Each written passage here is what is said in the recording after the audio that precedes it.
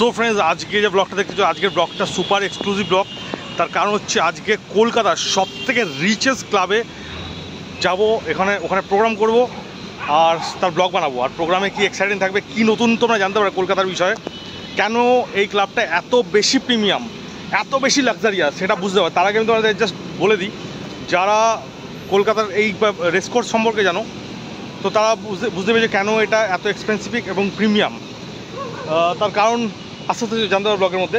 প্রথমে দেখিয়ে দিই, একবার ভিউটা দেখাই জাস্ট। কলকাতার রেস কোর্স নাম তো বহুত শোনা হোগা।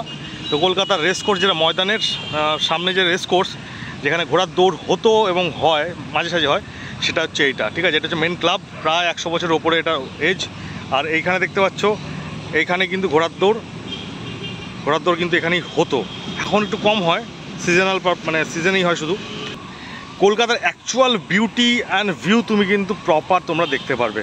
আমি ভেতরে যাব, ওর ভেতরে আমরা যাব, গিয়ে প্রোগ্রাম যখন স্টার্ট হবে সেখান থেকে ফুটেজ নেব।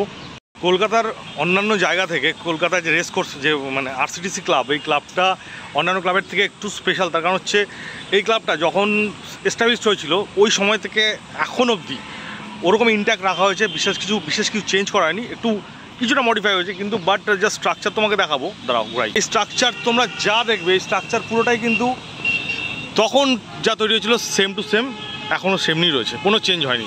গাছের জন্য কিছুটা ঢেকে গেছে, বাট তোমরা দেখতে পাচ্ছ তো ক্যালকাটা টার্ফ ক্লাব লেখা, তার আগে লেখা রয়েছে রয়্যাল ক্যালকাটা টার্ফ ক্লাব। তো এখন তো কলকাতা হয়ে গেছে, বাট তখন ক্যালকাটা ছিল, সেই কারণেই তোমার কি হচ্ছে ক্যালকাটা রয়েছে। এটা চেঞ্জ করা হয়নি, আর একটা চেঞ্জ করা আগামী দিনে হবেও না। এই জিনিসটা তোমরা এই রেকটা তো বুঝতেই পারছো, ঘোড়ার যখন দৌড় হয়, রেস হয় যখন, তখন এর ভেতর থেকে কিন্তু ঘোড়া দৌড়ানো স্টার্ট করে। তো এটা এখানে বাইরে রাখা হয়েছে, যখন সিজন হবে তখন এটা কিন্তু ভেতরে চলে যাবে আবার।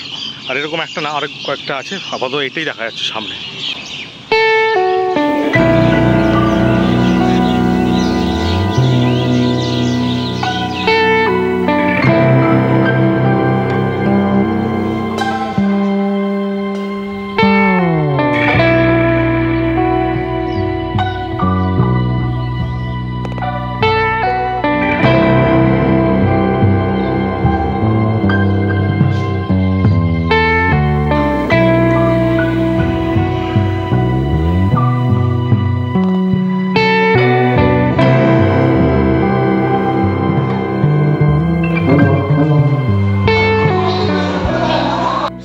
যেইখানে আমরা বসে রয়েছি, এইখানে মেম্বারশিপ করানোর জন্য প্রথমত প্রোফাইল দেখা হয়, আর 2 নম্বর হচ্ছে যদি প্রোফাইল অ্যাকসেপ্ট করা হয় তাহলে সেক্ষেত্রে 45 লাখ টাকা, 45 lakhs।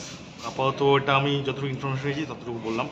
মেবি ইধার কা উধার হতে পারে, একটু কম বেশি হতে পারে, বাট অ্যারাউন্ড 45 lakhs মিনিমাম এখানে মেম্বারশিপ পাওয়ার জন্য। আর 45 lakhs কেমন দেবে না।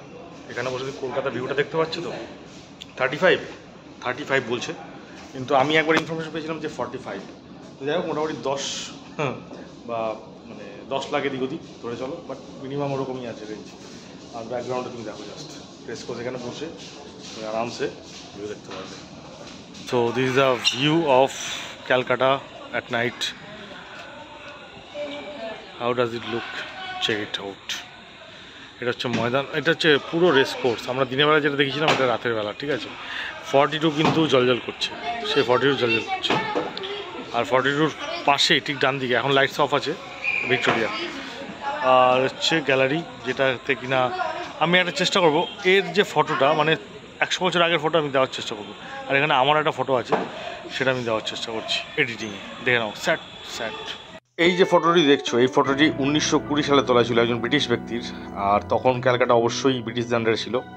আর অদ্ভুত ব্যাপার, ঠিক 105 বছর মানে 2025 এসে ঠিক ওই একই জায়গায় দাঁড়িয়ে আমি আমার ফটো তুলেছিলাম। একটা অদ্ভুত টাইম ল্যাপস। তো আমাদের এখানে অ্যারেঞ্জমেন্ট হয়ে গেছে, প্রোগ্রাম স্টার্ট হবে 7:30, এখন বাজে হচ্ছে 6:30, 1 ঘন্টা বাদে স্টার্ট হবে। আমাদের মোটামুটি অ্যারেঞ্জমেন্ট কিছুটা হয়ে গেছে। এটা হচ্ছে সিটিং অ্যারেঞ্জমেন্ট।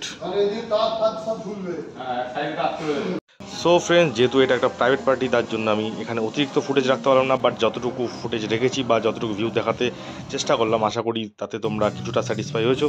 যদি ভিডিওটা ভালো লেগে থাকে আর যদি কলকাতার ব্যাপারে কিছু নতুন জানতে পারলে, তাহলে চ্যানেলটাকে সাবস্ক্রাইব করে অবশ্যই চ্যানেলটিকে সাপোর্ট করো। তাহলে এরপরে খুব শিগগিরই একটা ধামাকাদার ব্লগ নিয়ে দেখা হবে।